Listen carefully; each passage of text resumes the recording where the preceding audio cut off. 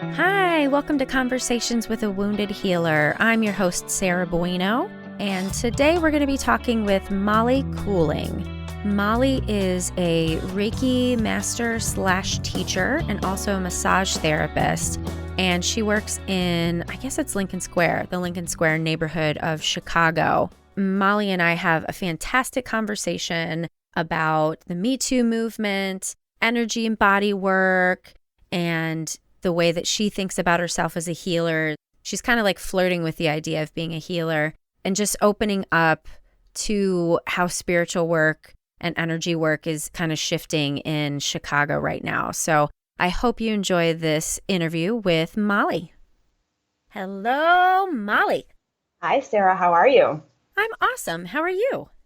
Doing pretty well. Well, first thing, as I was preparing to talk to you today, I realized I don't really know how to pronounce your last name, probably the way that a normal person would pronounce it. I totally want to make it German and be like, Coeling. Well, it's cooling, so you're pretty Cooling. close. Okay. It's Dutch and it's cooling, so you're pretty good. Yeah. Okay. Yeah, I was going the German route with it. Okay, so Cooling. All right, so Molly Cooling, welcome to Conversations with a Wounded Healer. Woo!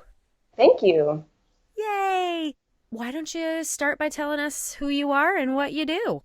Sure. So I am a massage therapist and Reiki teacher, also a certified forest yoga teacher, but I don't really teach yoga, but it influences my work. And I work in the Lincoln Square area of Chicago. I've been in practice for about 5 years, and I work with a broad variety of clients, but my wheelhouse is working with people who are using body work and energy work as a means of sort of self-discovery and as a piece of what they're doing on their own healing journey. So I have folks that might be dealing with, physical pain, often chronic pain, different types of autoimmune issues, dealing with grief, life transitions, mental health issues, things like insomnia, depression, anxiety, PTSD, stress, just generally speaking. So I work with them to sort of tap into what's going on potentially at a deeper level and move past those physical and emotional obstacles that are sort of getting in their way.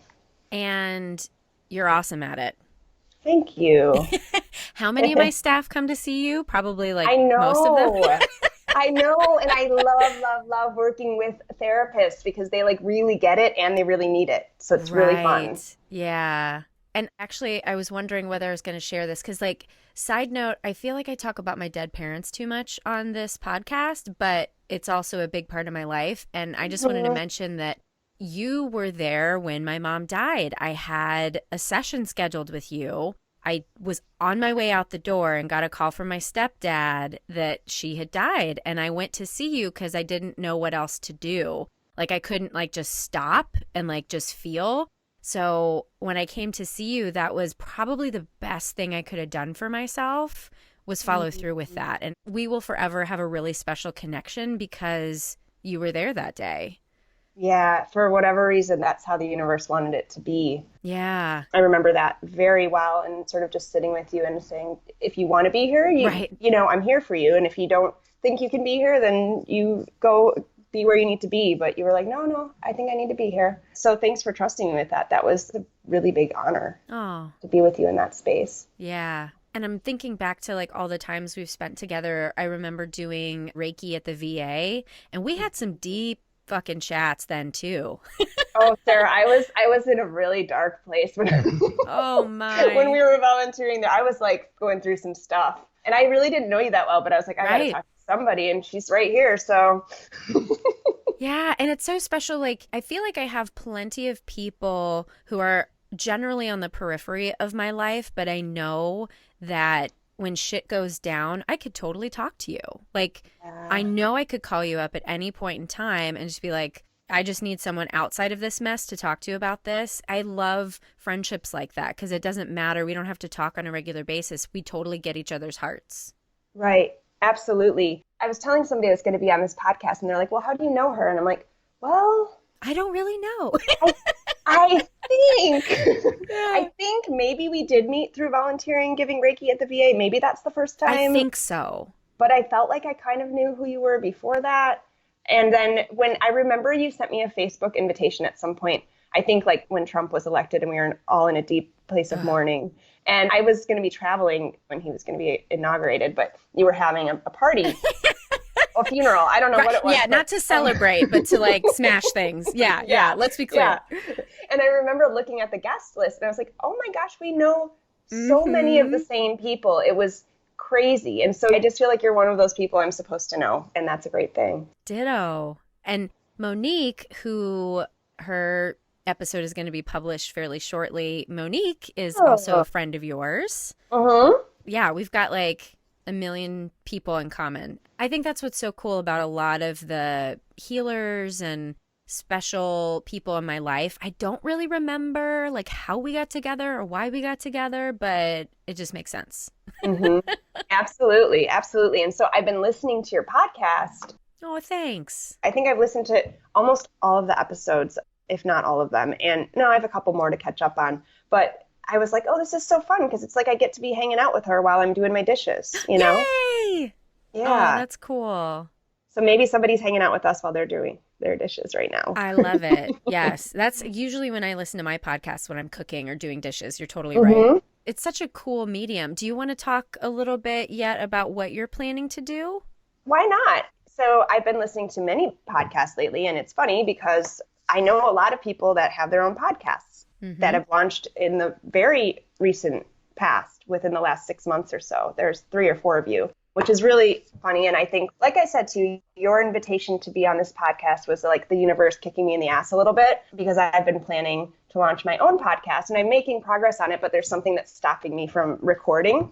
And so I think this is a great opportunity to practice being recorded. But basically, the name of the podcast is Beyond Me Too, as in the movement Me Too, and then healing the wounds of sexual trauma. And much like my work, it's not something I'm really choosing to do, to be quite honest. It just keeps coming up that this is needed, and I feel that I should do it. And then I get nervous, or I'm too busy, or I find 100 excuses, and somebody else comes to me and says, I need more resources. And the truth is, I found a lot of resources over the years that have helped me in my own healing. This is an issue very, very close to me. And I also still have a lot of questions about what healing looks like. So when I'm talking about healing, I'm talking about both the individual, but also the collective. Yes.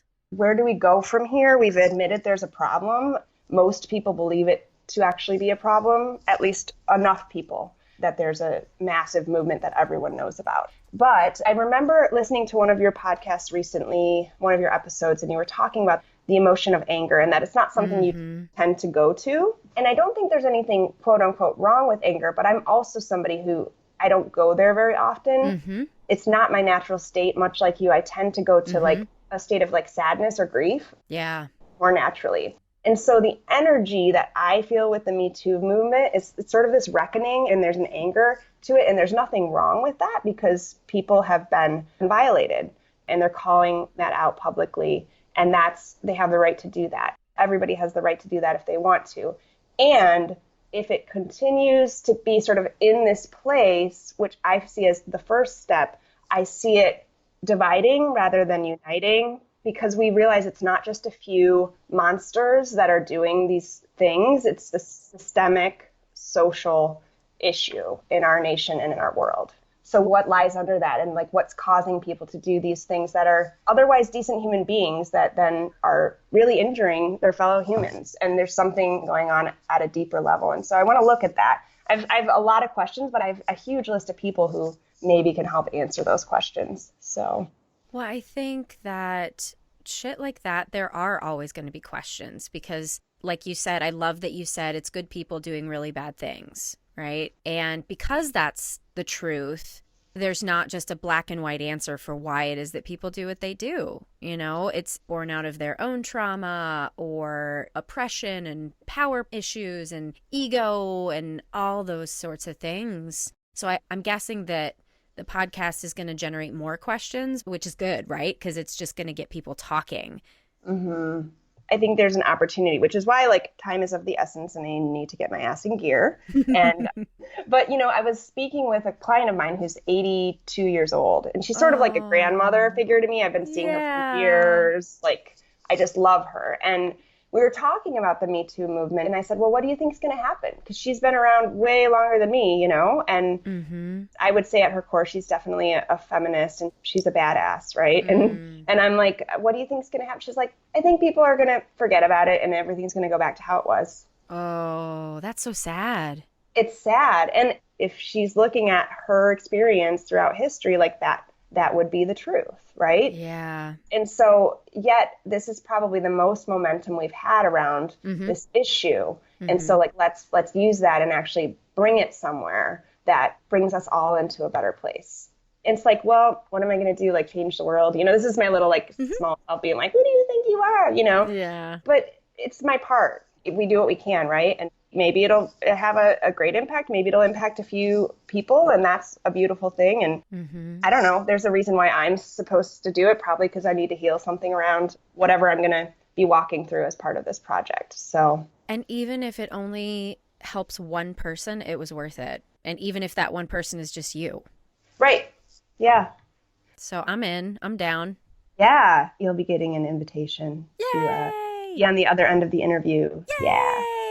I love this. And, speaking of the collective healing, I don't know if you feel this same sense, but I feel like, and maybe part of it is the Me Too movement. Part of it is, this kind of reaction to Donald Trump being elected and how he treats women. But I feel like women are showing up in such an empowered and strong way right now. I feel so lifted by women in a way that I never have before in my life. Absolutely. We're showing up for each other, but there's like a lot of action to it. It's not showing up necessarily in these small and quiet spaces where we listen. Like, that's part of it, and we're really good at that. But there's also, we've got like a fire under our asses. Well, if we go back to, the reason for starting this podcast, I don't know how intimate you want to get with this, but, you say that you're close to this issue and you feel called to do this and some healing for yourself. I don't know how much you're comfortable sharing about what it is that led you here that makes you feel called to do this. Basically, I would say over the past 5-6 years, I've done really active healing work around something that happened when I was 14 years old. I was raped when I was 14, and I didn't tell anybody for 10 years. I didn't really tell myself for 10 years. Oof. And then for like 10 more years, I kind of just thought like saying it was enough. Obviously, judging by like decisions I was making in my life and the way that I really felt about myself, it was not enough. And that became very apparent. At some point, speaking of dead parents, my and I love that you could laugh about that. That's my other friends. Like, we have like the weirdest senses of humor, right? We have to. When you have dead parents, that's all you can do is say it that way, because otherwise it's not funny. Right. And like, it's like I don't want you to feel sad for me. Like, it's just, my dad died in 2012, and that was a very challenging relationship for me. And I feel like kind of what happened is like all of the grief that I had just overflowed about a year or two later. It was just like, you can only hold so much, I'm like a sensitive crier, so I was just like, I can't hold this together anymore. Something's got to change. And this is just affecting so much about relationships and the way that I treat myself. And you as a therapist will possibly find this kind of humorous, because it is in a way humorous, but I not only like kind of lied to myself for a long time, but even after I knew and admitted to a couple of people what had happened, I still didn't talk to therapists about it. I didn't mention it. I omitted it. Like, I just, and then finally I was like, okay, I'm going to do this. And I really like committed, and it was fucking horrible, right? I bet. Yeah. Ugh, ripping that Band-Aid off.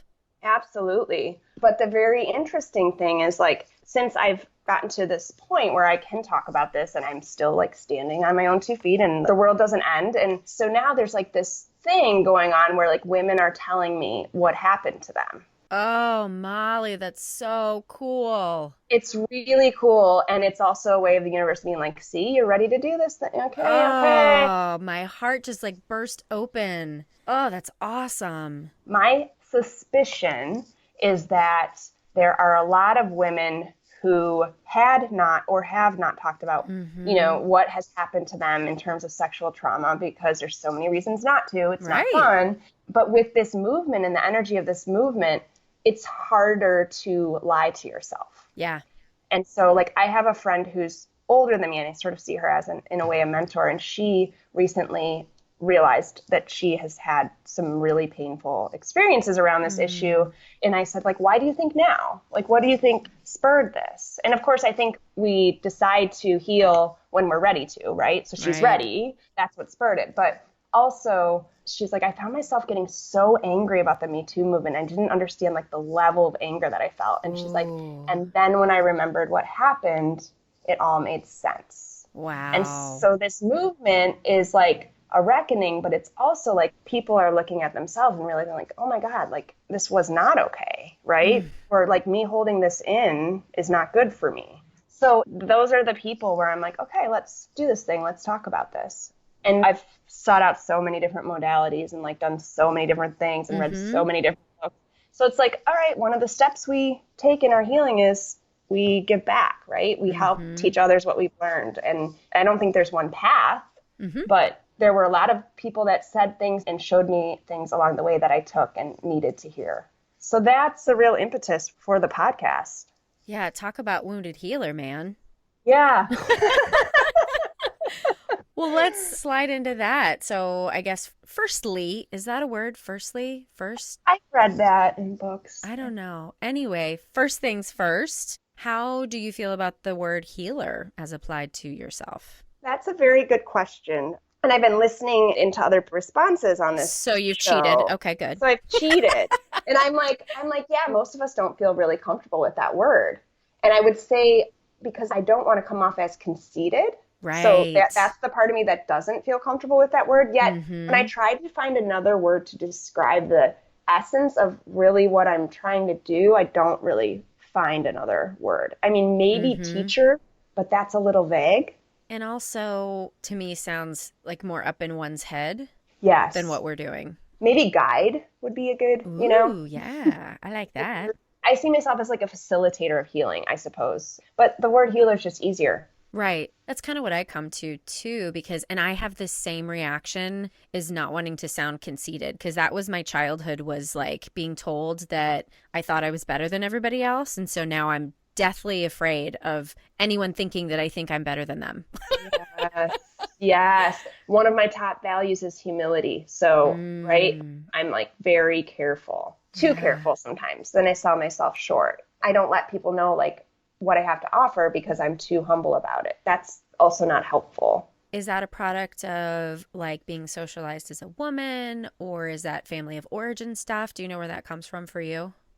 I don't really know where that comes from. I don't think I'd be quite so much this way if I were a man. Like, women are supposed to stay small and be helping behind the scenes, and not be our own people, all of that stuff. I'm sure that has something to do with it. I also think maybe being the youngest child, I kind of am like, oh no, I'm just the like goofy little kid. Oh, I'm just a baby. I get away with everything. So maybe some of that. Oh, funny. Yeah. Because I'm the oldest and I'm just going to tell y'all what to do, but don't think I'm bossy. Right. So healer, it sounds like, and maybe it is a product of listening to other people grapple with it, but I hear you standing next to it rather than kind of pushing it away like many people do. And I think that that's a good place to be. I think embracing is probably too strong a word, but standing next to it, holding hands. Yeah, we're holding hands. Yeah. We're not to the embrace yet, but we're getting there. Yeah. I like that. You can have distance from it, or you can be closer depending on the situation and what's happening. So then how about the wounded part of wounded healer? Where do you lie with that?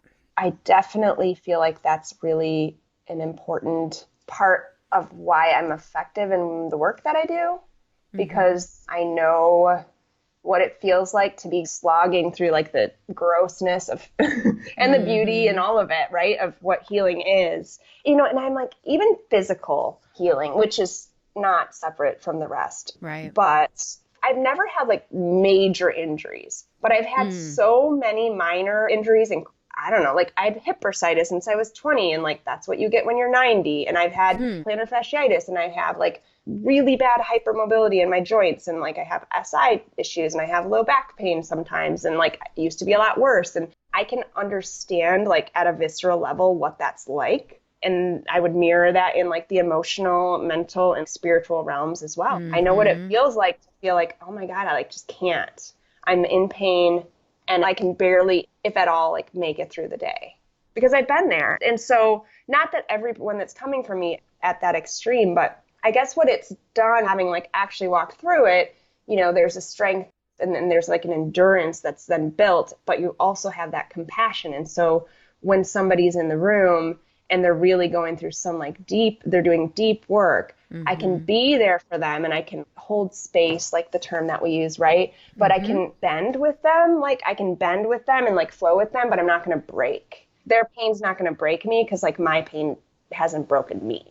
I like that. I've never really heard anyone describe it in that way, because usually I think people do talk about that piece of empathy and compassion, but yeah, the resilience of, I made it through this, I can hold you as you make it through this too. Ooh, I like that. I don't know why, but like I'm getting the image of a tree right now, like blowing in the wind, but like you said, not breaking, like withstanding the storm. Right. There's some other aspects of what I was thinking through this wounded healer idea is I also feel like I do what I do because I needed the healing myself. Oh, you know? Amen. Yes. I had a different career and then I moved into what I do now. What did you do? Tell the whole story. Yeah, sure.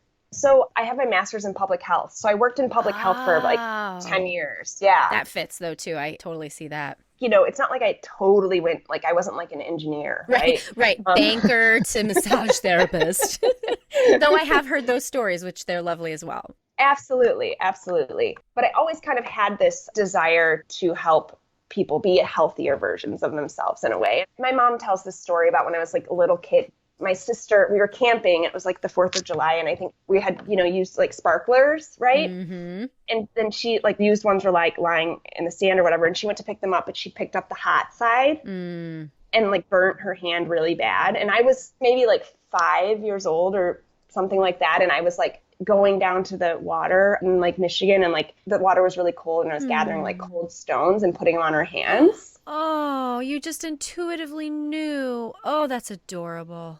And like, that is cute, right? Yes, that is cute as fuck. So I've always wanted to do, you know, healing work. And I remember even in college, as I kind of set my sights on public health for graduate school, but when I was an undergrad, I had considered studying medicine and then I thought about nursing and physical therapy. But by the time I like tried to do those things, it was pretty late in my college career and it would have really extended my undergrad years and I didn't want to do that. I'm like looking back now, I'm like, whatever. I'm where I am and I'm happy to be where I am. Exactly. But it's like, another year of college, like it's not the worst thing, you know? It's like, it's a year, you know? But yeah, when you're 20, a year is like a long time. I know. You want to just get started with life already. Yeah. So then I was like, oh no, I'm going to do public health. So I actually, after graduate school, which I focused on health management and policy, I went into the Peace Corps for 2 years. And that was like a very life-shaping experience. And then I was in the Dominican Republic, and I still am very connected with, I just got back from there like a couple weeks ago. You know, I'm very connected with people and with the place. But it also, like being in the Peace Corps, what it does is like, when you're a young person, you're learning a lot about yourself, but then you like put that on speed. You know what I mean? Yeah. So in 2 years, you learn like 6 years worth of stuff or something like that because you're out of your environment and then you like can see yourself more clearly. And constantly being challenged, I imagine. Yeah, absolutely. So anyway, after that, I moved to Boston and I worked in community-based research and I did cancer prevention projects with people in low-income housing. And that was mainly what I did. I did like project management, but also like a lot of health education kinds of stuff. And then I moved to Chicago in 2009, 10. And then I worked at the University of Chicago in youth violence prevention, community-based research, doing similar work, but with like schools and doing a lot of work in the south and west sides of Chicago, like gathering data. And so I did that for all said and done like 10 years. But at some point, as I was at U of C, I was like, you know, I went into this thinking maybe I wanted to get my PhD, but like, I'm not feeling academia. I'm not liking no. No. Just, yeah, I can like touch it and run away being an adjunct. It's kind of fun. yeah, that, I could do that, right? But like the having to get the funding and then like the publishing and then like the real work kind of goes to the wayside a lot of times because the Yeah. incentive system is really, I think, skewed in a not great way. So I have a little bit of a problem with the way that money is used in academia. Yeah. Actually, a pretty big problem with it, but Yeah. that's another story. But it basically, I got to this point where I'm like, this isn't where I want to be. And so, like, what the heck am I going to do? And then I was like, I want to do something with the body and wellness. And then somehow I decided I would look at massage school. And I'm like, well, it's only a year. It's not that expensive. And you get like all the basics, like the anatomy, physiology, all that. Plus, you have a skill. And then I could like maybe study some other stuff too if I want to, right? So I did that. And then at the same time, I was studying Reiki because randomly after like a women's run at Fleet Feet, met my Reiki teacher. And I was like, Oh, oh, really? yeah, she was Awesome. presenting. Yeah. And I was like, Reiki, what the heck is that? Talk about like marketing. Like Heather markets the shit out of Reiki in such a good way. It's very impressive. You can tell her former life comes through in that. It's great. Absolutely. Yeah. Yeah. Talk about like corporate to healer, right? Yeah. So I remember like meeting her and I was already signed up. No, I wasn't signed up for massage school yet, but I was shortly after and I sought her out at that point. But I remember Mm-hmm. we did this run and I was with my friend Bonnie and I was like, I want to stay for this little presentation. It sounds really interesting. And she's like, sounds really weird, but I love you, so I'll stay. Yep. Sounds weird. And it is, but who It is. cares? I mean, I just taught a class yesterday to like a level 2 class to a bunch of students where you like, you do Reiki, right? Yep. But Mm-hmm. for the listeners, you learn to send Reiki across space and time, distant Mm-hmm. Reiki. And it sounds so crazy because like Yeah. the way that we understand the world to be is not necessarily the way that the world is. And Mm-hmm. so it's like really hard to wrap the head around it. So it's like, well, let's just do it. And then you get an experience of it. And I'm like, I know sometimes I think it's crazy and I teach this, Right. right? Like sometimes I'm like, am I like making everything up? And then Right. Right. the best thing that happened was they did their like first sending distant Reiki and they debriefed with the people that received it. And they had Mm. like, they all had like, wow, I was working on your hip and you felt me working on your hip. That's so weird since I wasn't Mm. anywhere near you. And so I'm like, what did people think? Any questions, comments? And this one person raised her hand. She's like, yeah, it actually works. And you get an A. So yeah, so I found Reiki. I was intrigued.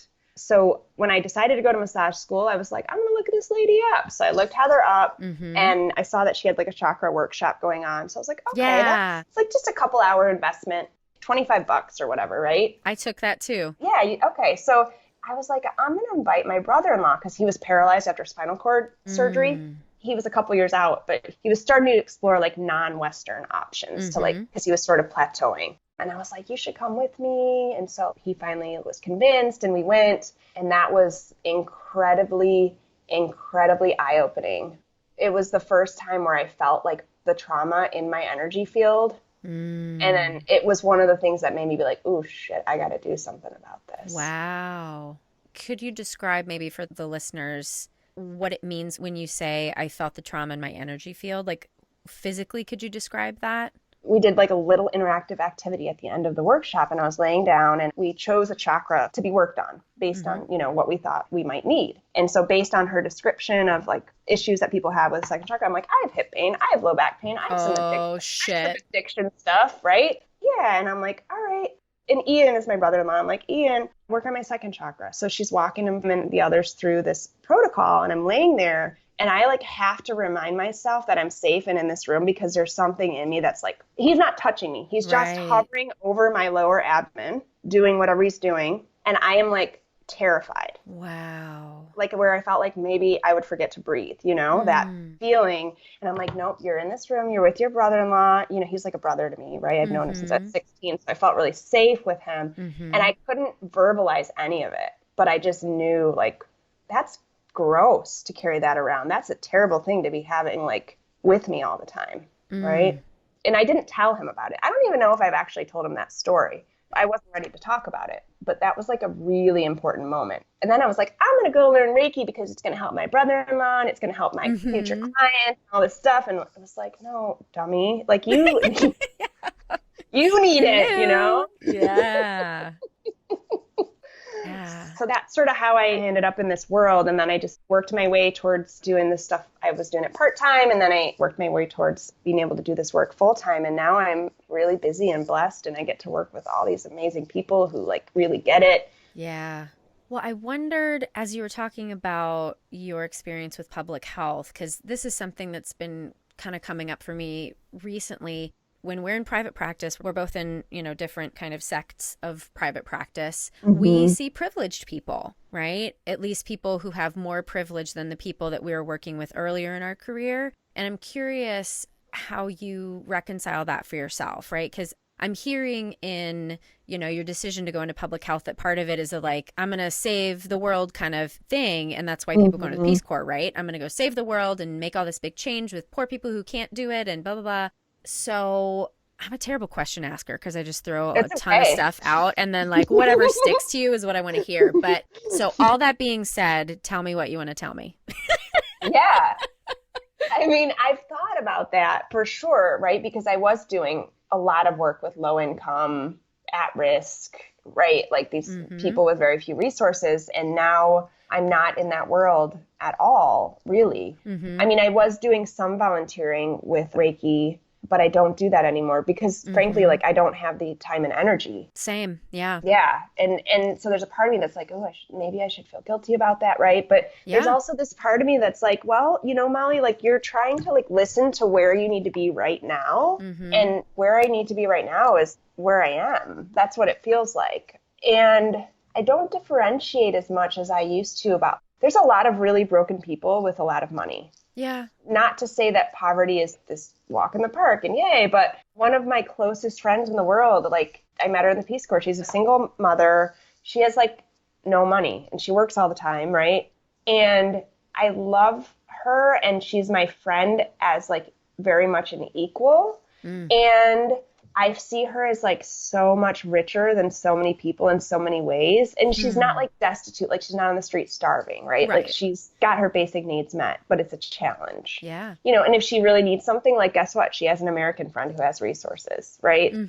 So she gets to have that in addition to all the crappy stuff in her life. But I look at it, I'm it's not necessarily a cop out, but it's just, I feel like I'm just showing up for people as people. And at some point, maybe I will feel like I really need to reach out and make a concerted effort to provide services for people that can't access them financially. I mean, I do some sliding scale stuff. I'm involved with something called the Breathe Network, which is an organization that's focused. Are you familiar with the Breathe Network? No, tell me more. It was started by another woman named Molly Bader Harris, and she used to live in Chicago. She lives in Portland now. And it's about connecting survivors of sexual violence with holistic resources. And so I'm listed as a practitioner on their site. That's cool. It's really cool. I think there are a lot of people who get it yes, we need to go see a therapist. Yes, Sarah Buino needs to be part of the equation and head heart therapy needs, but you get it. You seek others, right? And especially for sexual trauma, you need to heal yourself at this deep energetic and physical levels. You're holding on to that stuff. And so cognitively, yes, process it, but you also need to feel your way through it. Well, and all of the research that I've come across lately that talks about trauma work talks about we actually can't reason it out, that we really do have to use more body-centered approaches. And so there's sensory motor experience and somatic experiencing and other sorts of body work that therapists can do. And I've had the experience, the second episode we did, Sarah Wolfman. Yeah, I used to take her yoga class, by the way, and I heard her episode. Oh my God, isn't she incredible? I think it's just this balance of right time, right place, right person. And I didn't even really recognize the trauma that was there. And I don't think that it's a product of oh, you're doing body work and so you're making up this trauma or you're making up this feeling of having been abused energetically, but it was there. I just didn't know what it was. I didn't know how it was affecting me, and I didn't know it needed to be healed. And it's been such a cool experience to work with her on that. Yeah, I mean, it's these things that we're not aware of, but they're these little sneaky little devils that are influencing our behavior and the things that we believe to be true about ourselves and the world. And then when we become aware of them, oh my God, I was completely blind to that. Because we're really good at burying it down and ignoring it. But there's so much like power and energy and freedom and like there, it's just being bound up in this like stuff that's not serving us. So if we can access it, and I mean, just like seeing it, just feeling it, right? Sometimes that's enough. Yeah, it's so interesting how I'm just thinking about like my journey with energy work and how there's so much in this realm of energy work that I feel like I'm never going to get to experience because it's just so vast and it's just so cool. There are so many ways to get at what our issues are in a very, very deep way. It's profound. I love it. It's like exploded. There's so much out there now. I want to learn all the things, but I don't have time. I know. Or all the money, right? Right. Yeah. I'm like, can you give me like 5 years off work and pay me what I would normally make, and then I'll go do all this stuff. That's part of the beauty of owning a practice and having staff is that I do get paid even when I don't work now, which is nice. But I wish I had time to do more trainings, but I'm supervising staff all the time. You know, I have a business partner in Houston and we're working on expanding our treatment offerings. And I feel, and I'm not sure if this is just me because this is who I keep around me, but I feel like Chicago as a market of health and wellness is opening up way more to the spiritual realm, to the energetic realm than many markets are. I don't know if you have that experience. I would say yes. I get so many people who seek me out because they might be looking for massage, but then they're like, oh my God, you do Reiki too? Yes, I want to work with you. And like so many people wanting to learn Reiki. And it's like, they're not necessarily learning it because they want to do it professionally. They just want to learn it for themselves. Yeah. And I absolutely feel that there's an openness to it. Like you said, because I'm around so many people who, right? Like I'm talking to you, like, right. But I'm like, maybe it's changed. Maybe I've become more comfortable talking about things on like a spiritual level, right? When I first started doing Reiki, I was like, I did not want to talk about it. It was so important to me. I could tell it was helping me so much. And I was like, if anyone makes fun of this thing, like I'm going to start crying, right? Oh my gosh. And now like people be like, oh, are you going to your witchcraft circle? And I'm like, yes, that's where I'm going. Yes. Like, my husband says the same thing. You doing your witchy stuff? Yes. Yes. And I'm like, well, you know, to be fair, like we would have been deemed witches like back in the day. So, exactly. You know, but yeah, I mean, I do feel a shift, and it's hard to say whether that's just in my social circle, if that's in myself, if that's in greater Chicago. I feel like it's maybe a little bit of all of that. And I think the people that are finding me now, I feel more permission to take it there. Like, yeah, okay, Reiki is like a gentle healing modality that can help you with your pain, and that's really cool. But guess what? Like, it can do so much more. To me, Reiki, what it gave me was this permission to heal because I felt this connection to something so much bigger than myself that would make sure like I was okay. Yeah. That's what Reiki did for me. So it was like that, it gave me this like concrete spiritual connection, and that allowed me to heal because before it was too scary.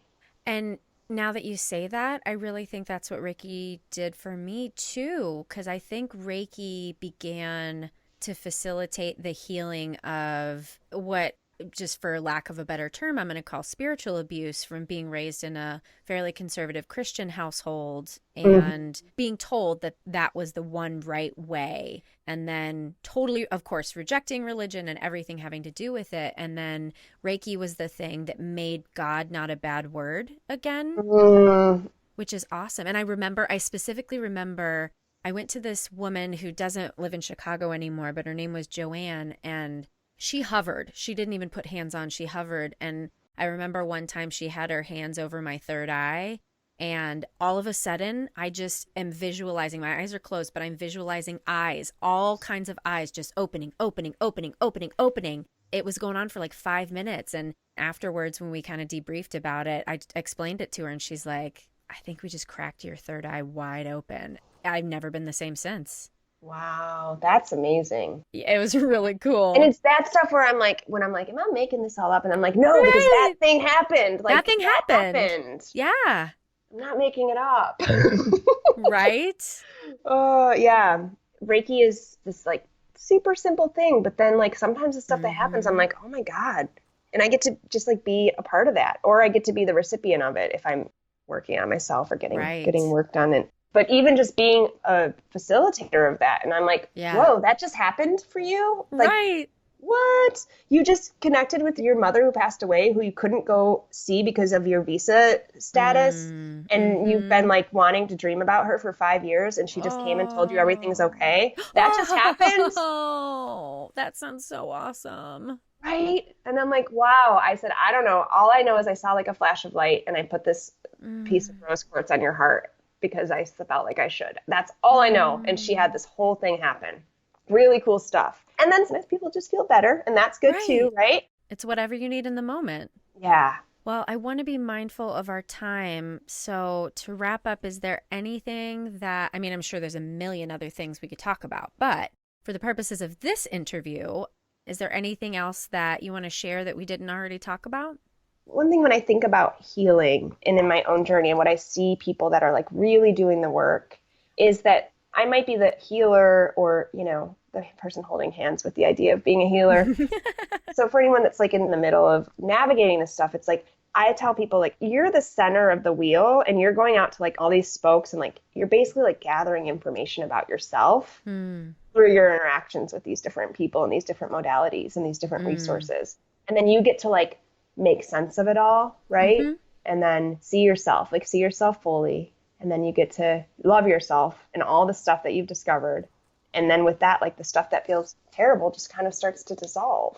And so that's kind of what I see as like the healer is like, you're like a spoke on that wheel for the person, right? Yeah. You're there to mirror back to them, right? Or help them get information about themselves. So it's kind of how I see it. Awesome. Well, Molly, thank you so much for joining me today. This was wonderful. You're welcome. This was fun. And an hour goes by really fast. Doesn't it? I know. I intended for these episodes to be like 20, 30 minutes. And then I'm like, there's no fucking way. We have way too much shit to talk about. All right, Molly. Well, thanks so much. Thank you. Thanks so much for joining us for this conversation. I'm so happy to have had Molly on the podcast. I hope that you'll enjoy her podcast as well. And as always, thanks to Andrea Klunder and Edwin Ruiz at the Creative Imposter Studios for editing, to Liam O'Donnell for the album art photo, and Ben Mueller for our theme music. For more information about Molly, you can visit my website at www.headhearttherapy.com/podcast. And you can find Conversations with a Wounded Healer on Facebook and Twitter, Spotify, iTunes, Google Play, or Stitcher. Thanks so much for tuning in. Until next time.